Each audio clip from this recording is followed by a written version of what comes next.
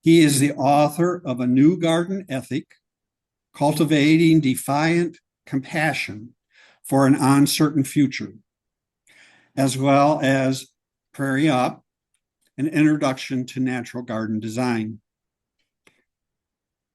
His forthcoming book, On Lawning America, will be released by Timber Press in 2026-27. Benjamin's work has been featured in Dwell, Fine Gardening, Horticulture, Midwest Living, the New York Times, and the Wall Street Journal. He is based in Nebraska and works nationally. So please welcome Benjamin Voigt. All right, thank you very much. Thank you everybody for being here today.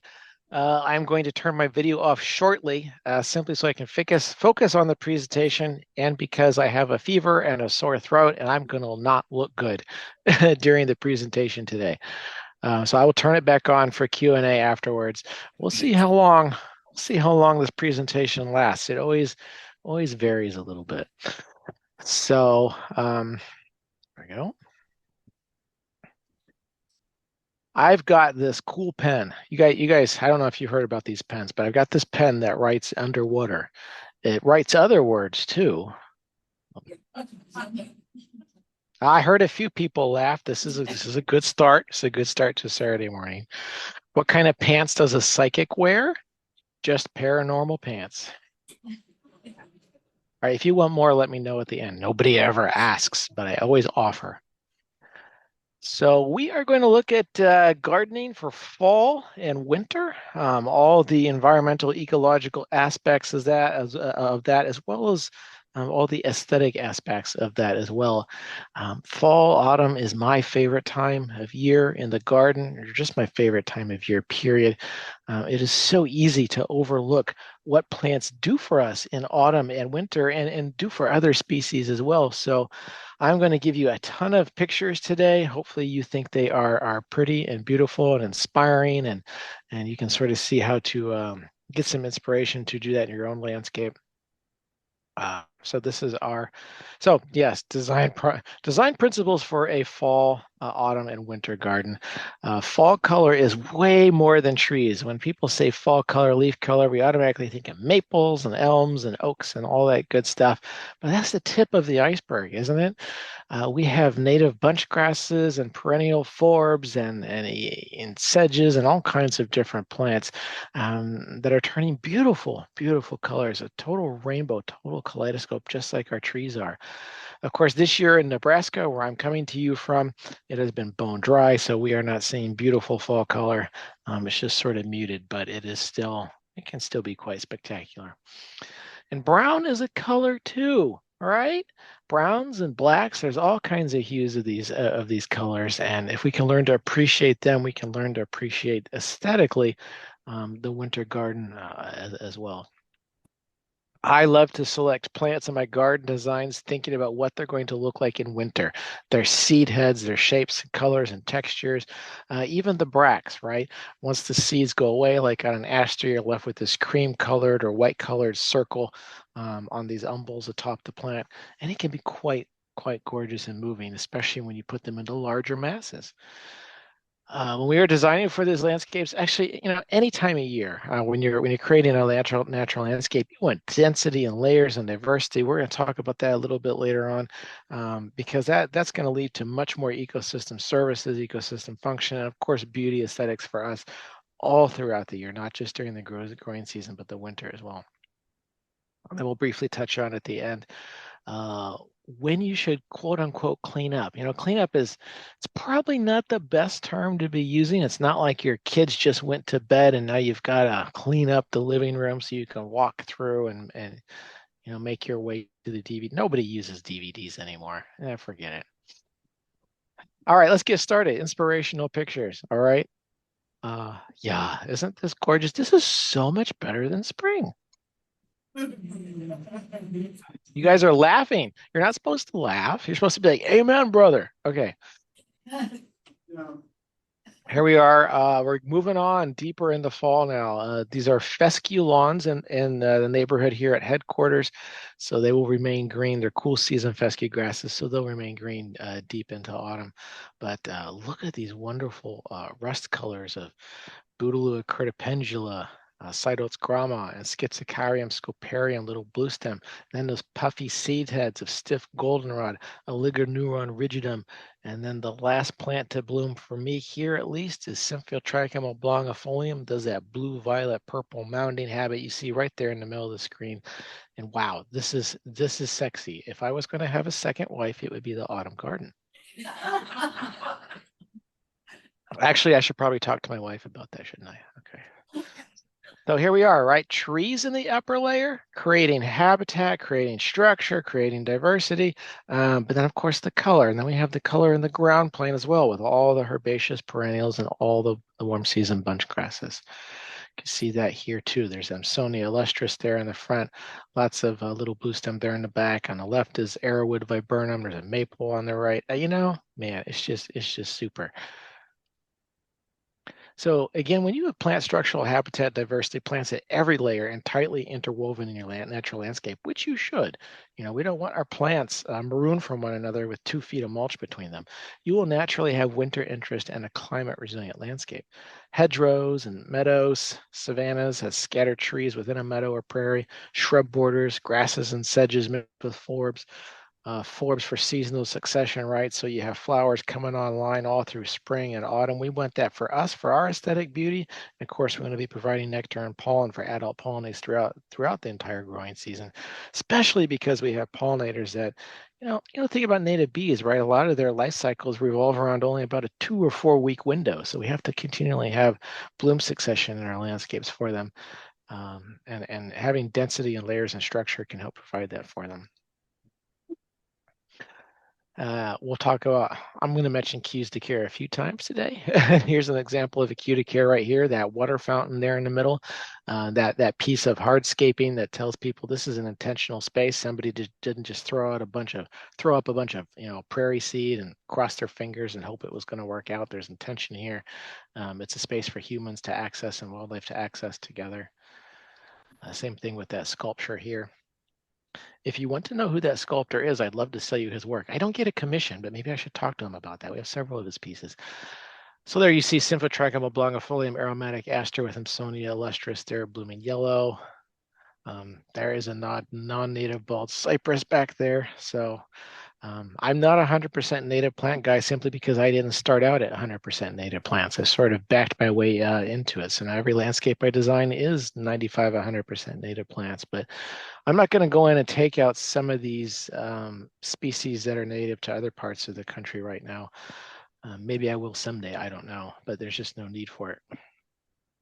But I'm not going to be going and planting a butterfly bush or a hosta or an orange daylily, so don't you worry about that.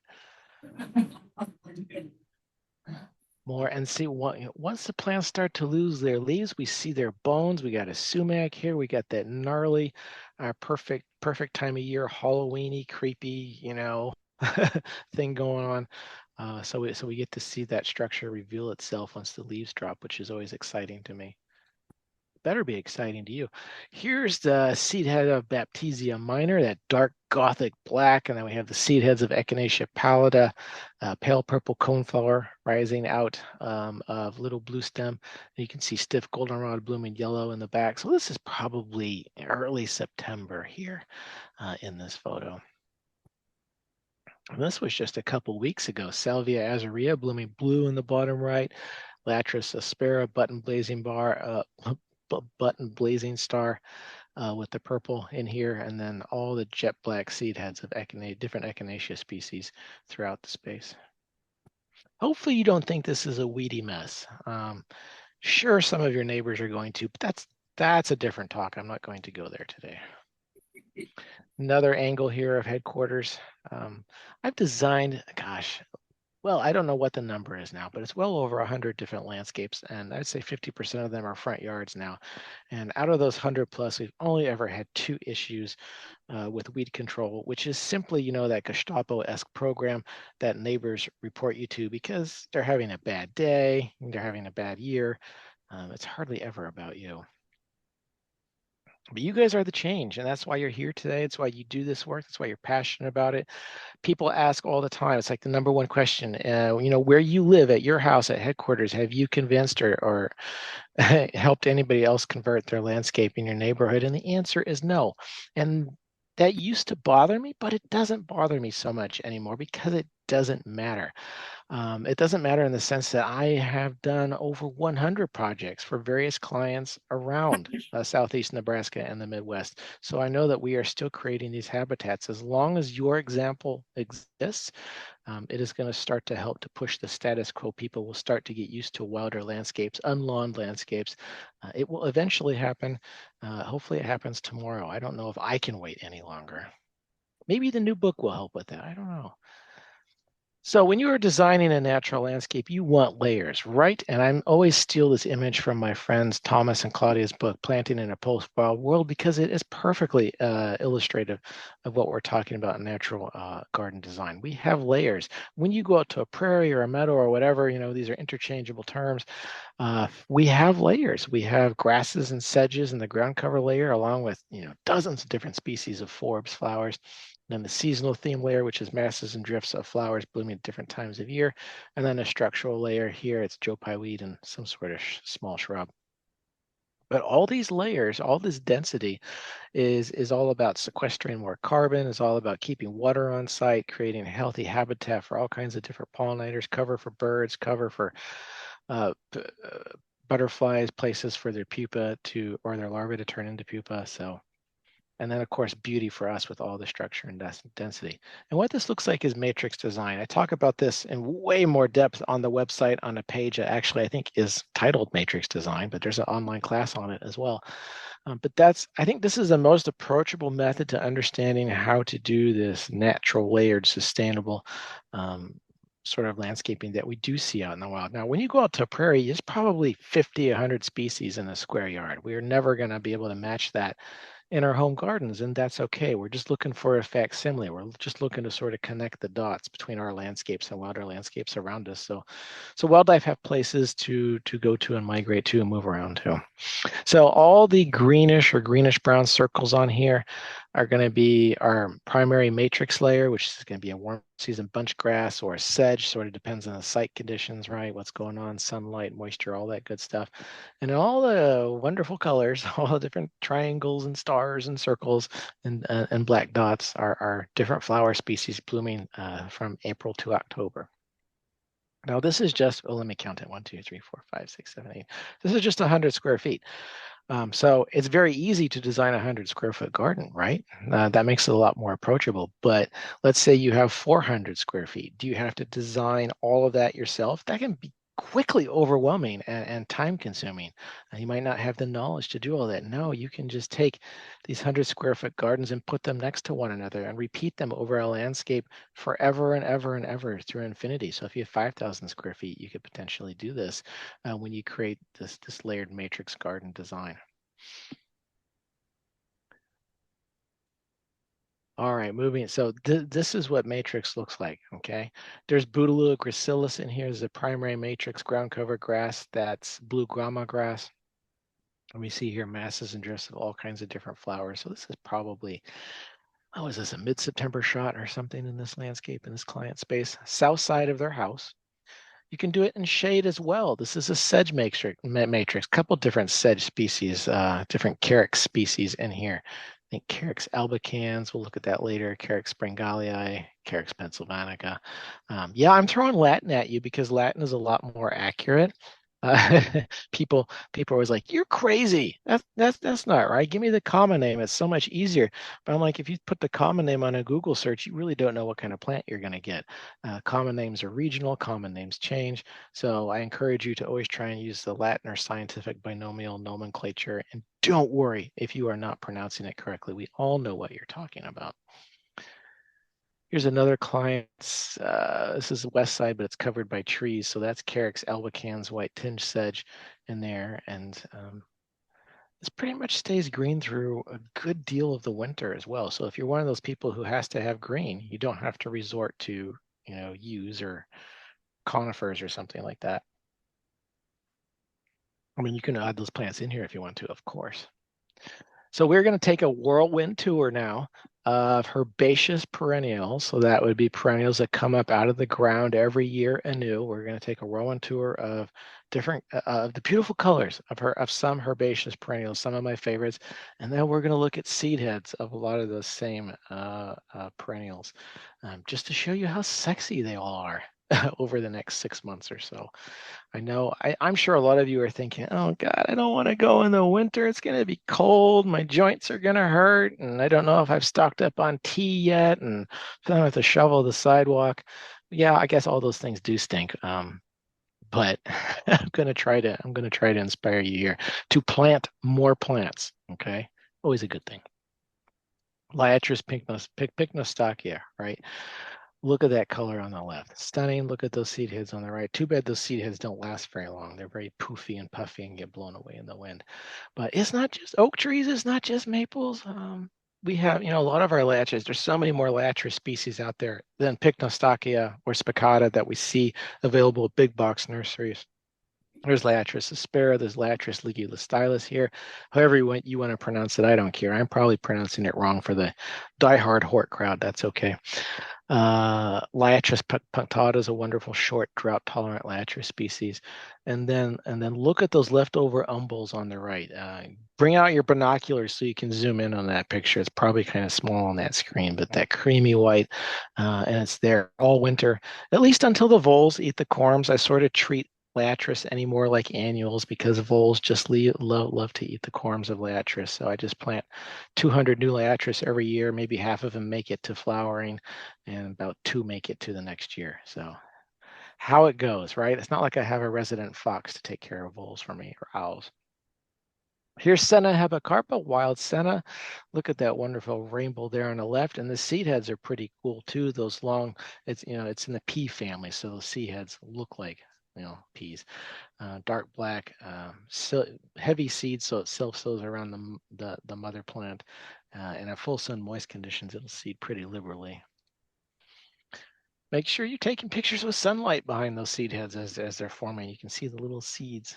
Anyway, nobody thinks that's a cool picture. I do. I'll move on. Eutrochium, right? Joe Pye species. So these Joe Pyes used to all be Eupatorium, and then they had to go and make things complicated on us, right? That's how it goes with science. These are Eutrochium purpureum, Eutrochium maculatum, so spotted and purple Joe Pye weeds. Of course, we still have Eupatorium altissimum. And then we have what's the other ones? Well, you guys know what they are. So the leaves will stay on the stalks here pretty well throughout the winter, which really excites me. And it's really cool to see the snow. You get a nice gentle sticky snow on those stems and on those leaves, and it just looks stunning. If it ever snows again, didn't snow very much here last winter, and I would kill for some moisture right now. Here's the seed heads of Eutrochium.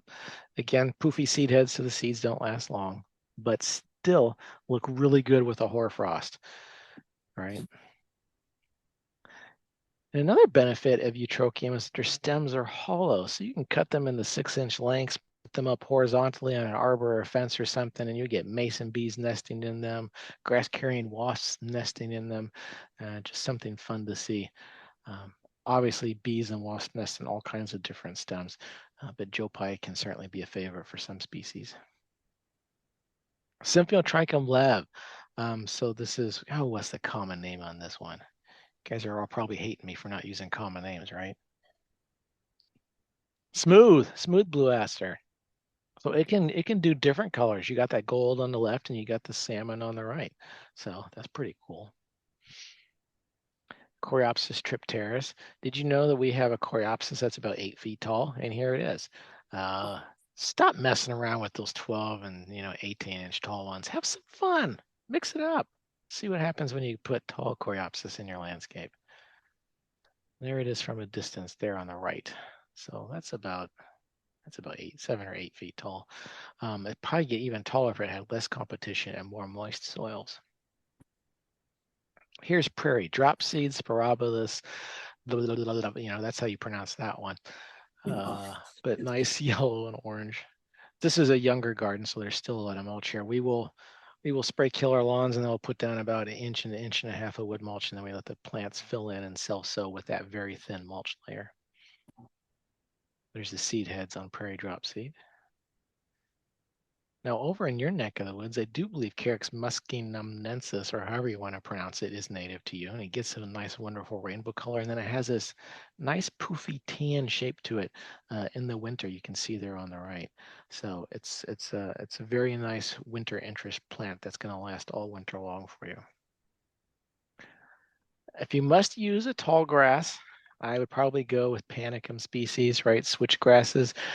Big blue stems, Indian grass, boy, do they self-sow like the dickens. And so many, I mean, they're just so gosh darn gregarious. In my 2,500-foot meadow, I try to keep them deadheaded, the ones that pop up. Otherwise, I would have nothing but Indian grass and big blue stem in 3 years. Here's Carex blanda.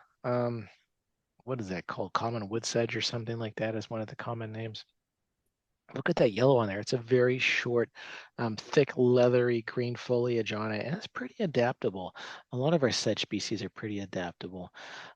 We think of sedge as a shade species, but we can use some of them in the part sun of the shade of taller sun plants in a full sun location. Carex blanda can even sometimes take full sun on its own. Carex eburnia looks a lot, maybe not so much in this picture, but a lot of the time looks like somebody buried troll dolls up to their forehead, and all you see is the hair sticking up out of the ground. Very short, very fine foliage. Will stay pretty green. It will stay green pretty deep into winter, like many of our other sedge species. There's a bed of Carex albicans, about a year old. Somebody's car, don't look at the license plate. Carex albicans again. Nice and thick, nice and dense. Look at how the leaves are getting trapped in the foliage of this sedge meadow, this sedge matrix ground cover. That is fantastic because those leaves are creating habitat, they're building soil, adding nutrients, helping the carbon cycle be kicked up a notch. So these leaves aren't going to blow away. They're going to stay there stuck and caught by the sedge, just like you would see out in a forest or woodland. So we're recreating some of that at home, which is good. Boy, it must be the Carex albican show today. I'm sorry. It's just such a cool adaptable sedge. You can use it in so many places. Seed heads in different colors, right? Verbena hastata. This plant was really cool. That verbena on the left, I couldn't believe it was getting that plum color. So I was like, maybe I should try that one. Heuchera richardsoni, a very drought tolerant sort of ground cover heuchera for full sun and dry conditions, sort of plant it and forget it in hot conditions. And it looks really cool contrasted with the fine foliage of different types of prairie grasses. Zizia aurea over there turning nice bright red. Golden Alexanders, right? Black swallowtails will lay their eggs on Zizia. You don't need fennel, you just need Zizia if you want black swallowtails. Got it covered. Here's Monarda fistulosa turning colors on the left, and then again, snow does such cool things in the winter. And then we have a picture of my lungs from a dissection. Oh no, this is Thalictrum species, so rue. A lot of different Thalictrums out there. I can't remember what this one is exactly, but in shade I like to use Thalictrum. Was it Dioisom or something like that? Early meadow rue. Nice and drought tolerant for shady conditions. So I threw these slides in yesterday thinking we should talk about this a little bit. What are some of my, at least here in Southeast Nebraska, that will maybe be a little bit different for you guys in Northern Illinois, but what are my latest blooming natives that I have here? Because I know a lot of us don't want to let go of the flower season, right? We want it to keep going and keep going. Luckily, I've talked about this one many times today already. Symphyotrichum oblongifolium, aromatic aster. It will keep blooming through several hard freezes. We've already had one, and it's still chugging along. It can get some frost and some sun, and it'll keep chugging along. Will anything be coming to use the pollen or nectar? Is probably not after a couple of hard freezes, but it's giving us the flowers, that aesthetic pop. Last year, I think we still had some blooming into mid-November. It was such a warm seasonal fall, so it can really go deep. Salvia azurea is probably about done now. Blue sage, don't know if this one's native to Northern Illinois. It is certainly here. I think Solidago nemoralis is gray goldenrod or something like that. So I still have some of these plants blooming. I have ordered another 64 and they're coming next week, and I can't wait to plant them as soon as I buck this cold. Because I mean, just look at that. It's such a bright yellow, beautiful, tall. It's not a tall plant. It's about 24 inches tall, 18 inches tall. So you can put it anywhere, and it's blooming late.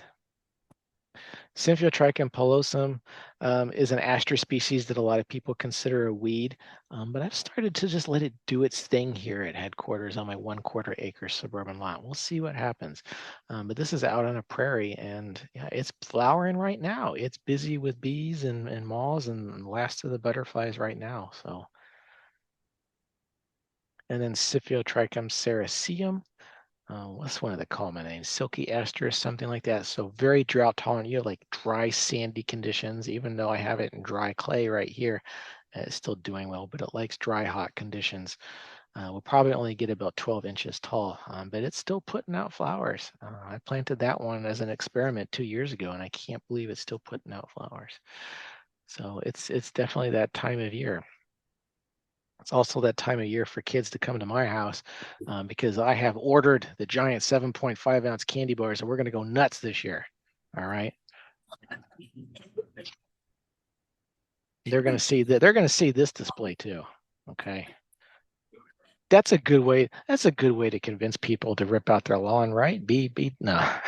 put a t-shirt on a skeleton. No, it's not. Okay, let's look at a bunch of cool seed heads.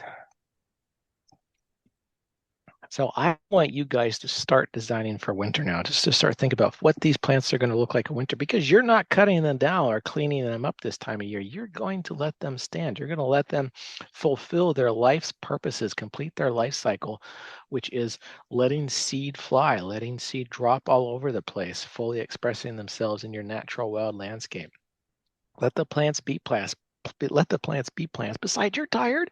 It's October 19th. You're tired. It's been a long gardening season. You don't need to get out there and do anything. All right, here's Veronicastrum virginicum, Culver's root, uh, sort of Medusa head type seed heads, maybe like that. Gets a nice yellow color. Don't have a nice picture of yellow fall foliage on that, but trust me, it does. Eryngium yuccifolium, as long as the snow doesn't get too heavy, it'll stay pretty erect, pretty strong stems, and those seed heads will stay on most of the winter as well. Not all the way through the winter, but most of the winter. You can see it's surrounded by.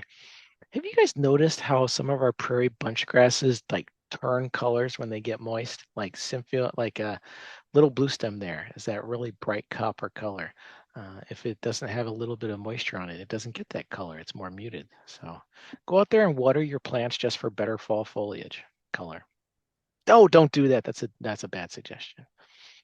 Here's Liantris punctata. I talked about it before. You can see the red fall color on the stems and leaves and those cool little seed heads. This is a very drought tolerant Liatris species. It only gets about 12 inches tall, maybe 18 inches tall. We're having a Schizochyrium scoparium love fest today, aren't we? Little blue stem. It's just one of those dynamic species you can use in so many places like Carex albicans. So on your left arm, you're going to get a tattoo of Carex albicans after today. And on your right arm, a tattoo of Schizochyrium scoparium. Great matrix species. Dahlia purpurea, even after it loses its seed heads, it looks pretty interesting. I don't know what that looks like. Toothpicks, no, not toothpicks. I don't know, but it looks pretty cool. So yeah, those are both purpurea. There's Dahlia purpurea and there's Dahlia candida, which is the white flowering version. Do believe this is Vernonia fasciculata ironweed. So it's getting about 6 or 8 feet tall. Called ironweed because the seed heads have that sort of iron color to them. But once they leave, you have those cream colored bracts left behind to look at and enjoy the entire winter season. There's stiff goldenrod, Oligoneuron rigidum, poofy seed heads. They don't last long, but again, aster family, so it's got those sexy cream bracts that are left behind. Nice yellow fall color. Look at that one on the right. Come on, come on, go seed into that lawn. People ask all the time, do we have plants self-sowing or moving into, because we are planting these front lawn conversions right up next to neighbors' lawns. And people ask all the time, do you have plants moving into those lawns? And I say, no, it's impossible. They're mowing all the time. They're putting down pre-emergent herbicide. They're watering way too much for the drought-tolerant species we're using in front yard conversions. So I have yet to see anything nudge out into any gardens that surround my clients. It will take nothing short of, I guess, just stopping mowing for things to start to self-sow, I suppose. Look at this wonderful tableau of a stiff goldenrod there, echinacea in the middle, the black seed heads, and then different bunch grasses in the back. Wow. Who needs spring when you got this? Let's just skip spring and go right back into fall. Prognathyms do some cool things as well. This is Prognathymium virginianum. There's also Prognathymium tenuifolum for drier conditions. But it's going to look like this minus the green leaves. They'll turn gray, but it's going to look like this with those seed heads all winter long. And again, cool snow piled up. You can never have enough aster species, right? Here's New England aster. Yellow foliage, got those seed heads on there. Now this next one is a plant people see out in prairies all the time, but for some reason don't use in their home landscapes, and it boggles my mind. Maybe it's because the flowers aren't very large and very showy. On the right, those flowers look bigger because we have a zoomed in picture, but they're really tiny and they don't last long. But this is a great plant for winter interest with those chocolate brown seed heads there on the left that ground nesting birds will eat as they fall to the ground. Lespedeza capitata will get 2 to 3 feet tall. Depends on how much root competition it has and how much moisture it has. But wonderful for fall and winter interest for us. Desmanthus illinoensis, right? Probably see a lot of those around. Baptisia australis, that's one of our bigger baptisias, right? So if you want something smaller, you can use Baptisia minor. That's about 2 feet tall.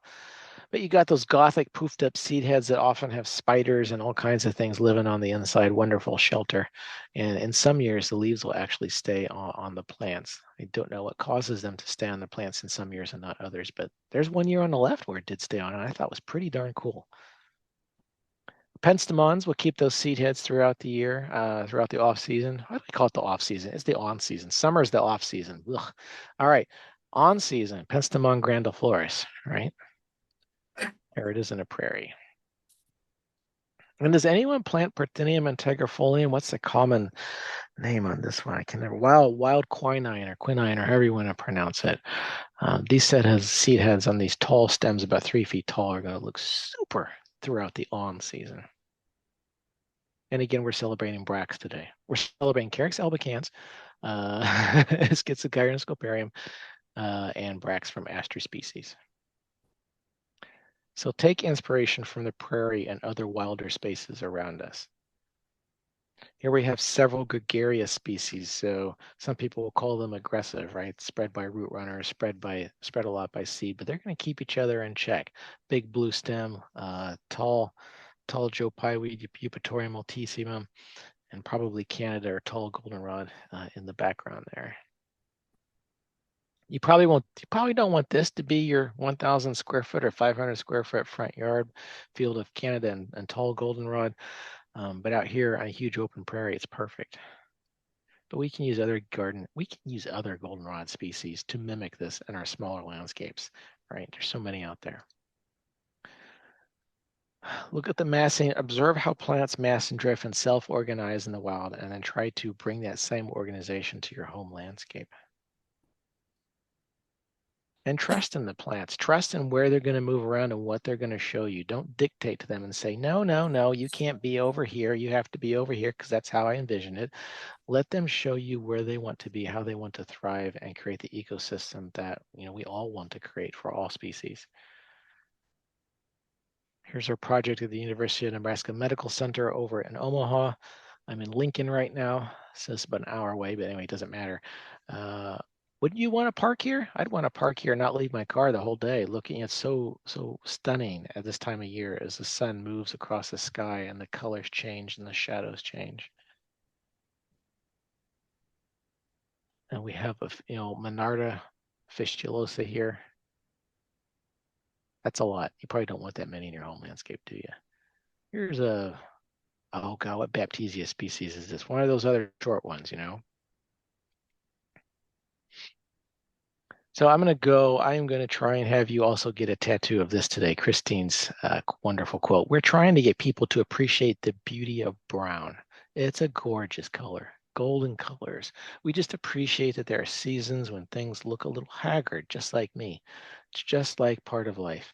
We need to come up with a new kind of beauty that people can have, a resilient, tough landscape that has a harsh beauty unique to its region. It's just so many important things there. Appreciating brown and gardening locally, gardening for your region. Here's that Vernonia ironweed here on an open prairie. Are you appreciating brown yet? I want to hear one person say amen. All right, I heard two. That's good. There's so much going out there right now this time of year. It's not over. It's just beginning. Here's headquarters again. Eryngia mecifolium in the bottom left hasn't fully turned into dark brown seed heads. Backyard at headquarters. A lot of different baptisias with the black leaves. Asters are yellow. Little blue stem. Cytodes, grama are different colors. Grasses in there. And another parking lot over at UNMC. Because right, senescence is sexy. Senescence is that process of plants going dormant above ground and giving us all these wonderful hues. This needs to be a t-shirt. I've been looking for a new t-shirt idea. Maybe this should be it. Would anybody wear this t-shirt in public though? Oh, yeah. Oh yeah, okay. Oh yeah. Wear it to the club at night. Okay. So when you leave your plants up for winter, you get cool things like this. Now, ice storms are not a good thing, right? You can't drive anywhere, people get in accidents, power lines go down, but you do get cool vistas like this in your landscape when you leave the plant standing. Even the smallest snow really jazzes things up in the backyard. Stiff goldenrods here. Echinacea getting into the spirit of the season. You can buy big old bags of these little hats. So if you need any extra hats, I've got like 200. I just needed one. Had to order 200. Anyway, more ice, right? Just amazing how that ice freezes a little blue stem in place. You know, I know it's cold outside and your fingers are freezing in the winter, but there's so much to go look at, so much to see, so much beauty and inspiration and power. Here's Baptisia minor, hoarfrost there on the left on the foliage, and then a little bit of hoarfrost combined with some light icing on the right on the seed heads. Winter's coming, you might as well embrace it, right? Wonderful frost on the landscape there. This is starting to turn into like the slideshow that, you know, when you're growing up, your uncle would bring slideshows from their trip overseas, and you had to sit there and watch it for 2 hours, and you're like, it was interesting at first, but then it was just the same picture over and over. Well, I hope you don't feel like that. Cue to care here would be that long pathway going to the middle. Invite people in the space, showing them this has purpose. It is welcoming to humans. It's just not all, quote unquote crazy cacophony of plants. I'm looking forward to snow, but I have a fever today, so I am looking forward to anything, any cold temperature. Arbor would be another cue to care. Anyhow.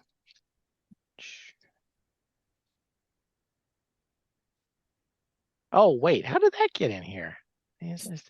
Must have just become because it was white. So, by the time you get to this and this, you're ready for this, aren't you? So again, more than trees, we need to think about these natural gardens in layers, not only for ecosystem function, helping reduce carbon, keeping water on site, providing habitat for different species at different layers. But it is, again, that aesthetic component that we appreciate in a dense, rich landscape, like when you go out to a forest or a prairie. There's massive density out there. So in the ground cover layer, you might have some of those species in there depending on the site conditions. And your seasonal theme layer or middle layer would be, some of those. An architectural layer, we're getting to taller herbaceous perennials and small shrubs and tall shrubs and small trees and maybe eventually tall trees if you want to. I dare you to put a cottonwood on your 1/4 acre suburban lot and see what happens. But very cool tree. Here's Frank's garden out over in Europe. I just want to give you some. There's so many different textures to play with, so many different ways to think about plants in the true on season of winter and fall. I think this is just stunning, and this is happening because we have density and layers and diversity. It almost happens naturally when you do that. You don't per se have to plan for it. Just put a ton of plants out there. Tell your spouse you're just doing what the guy at the presentation on Saturday told you to do. Okay, more plants. Here's Scott's garden. Actually, it's not Scott's garden. He took a picture of Lindroth out in the Netherlands. So there's pale purple coneflower there on the left. Those Europeans love our prairie plants, right? Probably Latch pycnostochia there on the right, and the echinacea on the left. Now, what I love to do is take my summer photos. I don't know if I love to do it. I just sometimes do it. Take my summer photos of my gardens and just convert them to black and white. And sometimes that can help me see where some of the gaps are in the layers and maybe where I need more seed heads or something like that, because it's now black and white. Things just stand out a lot more. So you can see where there are gaps, seasonal gaps in the landscape. It's a tool that may or may not work for you. Here's James Golden Garden out in New Jersey. Again, most of these gardens I'm showing you, it's not 100% native, but that's okay. That's not why we're looking at these pictures. We're looking at them for aesthetic appreciation, looking at the fall colors, the structure, the seed heads, all that good stuff. James Garden again here in autumn. So this is just a meadow. This is like a 1 acre clearing in a woods. So a lot of cool edge habitat going on. And again, cues to care are important for humans, I think, especially in wilder landscapes, especially when you're converting your entire front lawn to a prairie meadow or something wilder like that, something more natural like that, because it shows intention. It shows people are supposed to come in here and engage with it, shows that you thought about it, right? Again, sculptures from local artists are a wonderful thing to use. Trellises, plants that have berries, right? That's aesthetics for you, and that's can sometimes be food for wildlife. Although with crab apples, they have to go through winter first before they become somewhat palatable. Same with chokeberries, I do believe. So I don't know what it was 10 years ago. My wife thought I was crazy. I had a local metalworks shop drop off 2 4x6 plates of Corten steel. And I dug one of those flat plates, like an 8-inch thick or something like that. I dug one of them into the back meadow, and it's there on the left. It's just a foil, something, so a backdrop, so that you can sort of have a place for your eye to rest. So it makes more sense to the viewer seeing the landscape, and so it just helps with that tableau, I think, a little bit. Same thing with that sculpture. You can find anything on Etsy, right? Absolutely anything, including somebody's t-shirts. But there's a wonderful sculpture there on the right.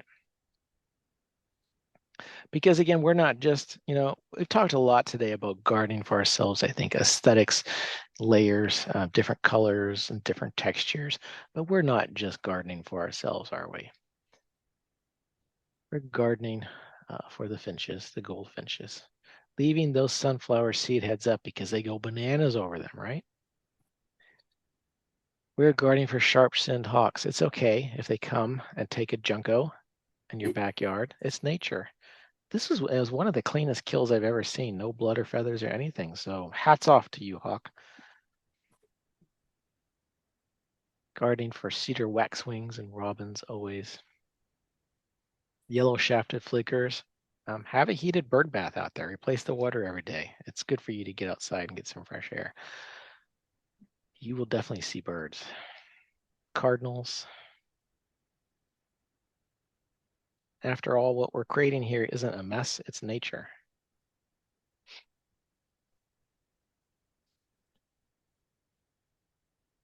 So yeah, heated water source in the winter, shrubs and berries for birds especially, herbaceous perennials with seed pods for species to overwinter in or find shelter in. dense shrub border. If you have a fence line, why don't you turn that into a hedgerow or something like that? Have a stick pile, have a leaf pile.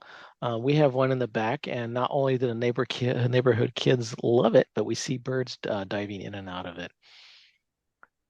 I've yet to see the kids live in there. Well, that would be pretty cool. Feral neighborhood children. Leaves aren't litter, right? We want to have our leaves. Don't put them in trash bags at the, on the curb on the street to be carried away. You are literally throwing away fertilizer. You're throwing away habitat. You're throwing away cover for overwintering species like mourning cloak butterflies and queen bumblebees. Just don't do it. Leaves are also, when we leave leaves on site, we're slowing erosion and runoff. When our soils freeze in the winter and we don't have snow cover and we end up having rain and our soils are frozen, that rain just washes right off. Well, and not all of it's going to wash off if we have that leaf layer there, that dandruff of leaves. And if we leave all of our plants standing, I think it's something like, wow, what was the stat I read once that said a tree holds on to like almost a quarter of rainfall on its trunk and branches. So, and then it eventually drops that water in wind. So that way we don't have all the deluge, all the water coming off at once and flooding our streets. And increasing carbon sequestration. There's just a study, you've probably seen it floating around social media, that when we leave our leaves, we're year after year, decade after decade, we're increasing carbon sequestration of like 1/4 or 1/3, I think, something like that. So very important to leave leaves just to try and. Did I mention I was sick today? Sorry, guys. And then, yeah, habitat for overwintering frogs, spiders, butterflies, caterpillars, all that good stuff. So leave those leaves. You're already doing it, though. Preaching to the choir.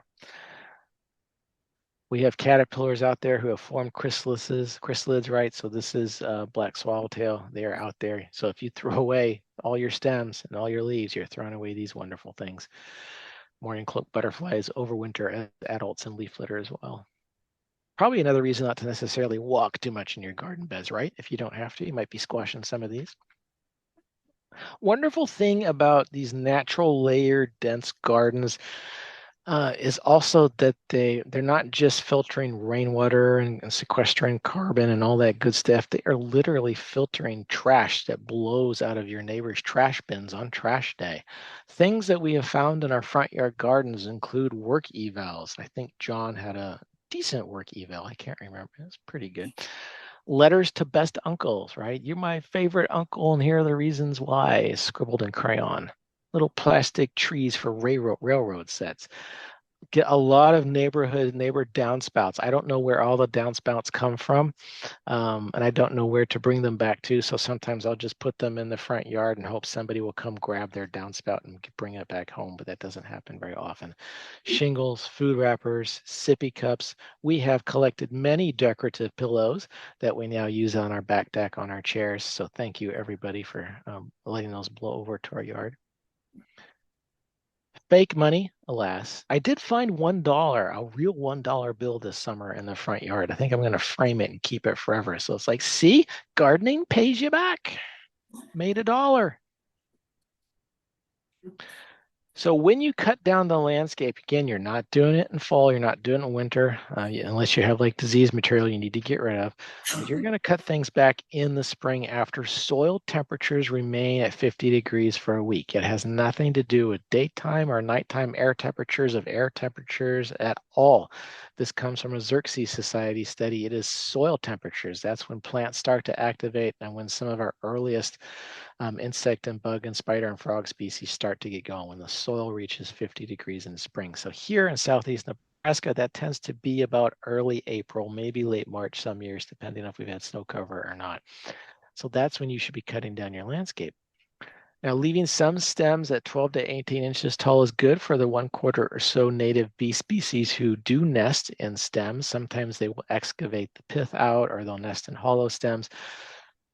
Bees that flower species that I see bees using the most as far as nesting in their stems would be things like Zizia, right? Golden Alexanders, Monarda, Echinaceas, Eryngium ecifolium, rattlesnake master, the Joe Pye weeds, Eutrochiums, and Eupatoriums, milkweeds. Those will all get used pretty much reliably every year. And if you have a larger landscape, especially, maybe rotate that cut down or that spring disturbance that you do every year so that you don't cut down the same area year after year.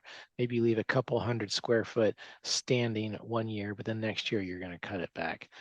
That way you're rotating, you're allowing some species to complete their life cycle, whereas they might not have been able to in other areas that you cut back. And then we have also this wonderful graphic. Hopefully you're taking screenshots with your cell phones today. By a lot of friends on here about, so when do you cut back and what do you leave? So the stems you're cutting back in spring, you're leaving those stems all the way through the next growing season, right? Because we have bee species that are nesting in there, laying eggs in there, that are going to emerge next year in spring, early summer, midsummer, maybe some come out in late summer. So they're coming out all different times. So you don't cut back those stems until, what would that be, 2 years later? And by then they've probably already biodegraded and fallen down anyway for you, and you don't have to do the cutting back. So we're really leaving this spring cut down standing for a long time. And it's not going to look messy. If you cutting back things down to 12 inches tall, you're going to have new foliage, new green growth coming out by early May. It's going to completely cover it. So you won't see it for very long if you feel like that's an issue for you or your neighbors. So yeah, leave those stems high because native, so this is, well, that's not echinacea. I can't remember what, maybe it is echinacea in here. So we do have some bee species that will drill that pith out, and that's what you see there on that leaf. Remember, I stand in solidarity, I stand in solidago with you always in these practices, and I'm glad to be on this journey with you as we rethink pretty and unlawn America and our landscapes. Again, those are the books that I've written so far. Glutton for Punishment, I guess. The how-to is on the left, and the very deep philosophical why is on the right. I hope you'll visit the new website, prairieup.com, because there's so many free resources. And then, of course, there's paid stuff as well. But we definitely have a lot more free things on there, like natural garden design, frequently asked questions, which people are loving. Just a lot of basic things answered that people always have questions about. Speaking of questions, let's do a Q&A session. I think that was about 50 minutes. Yeah. Hello. Yeah, that was just the right amount of time. You want to show your face? Oh, I do want to show my, no, I don't. Come on. We can deal with it. And why don't you stop your screen sharing so we You can want me to see just do your that? full All right. screen? Ah. Uh, as I said, we do have the books for sale. I want to mention we also have we have Alan Brannigan's 2 books for sale out at the NLI. Alan says hi, Benjamin. Oh, good. Yeah. Hi. He's here in Rockford now. So do we have questions for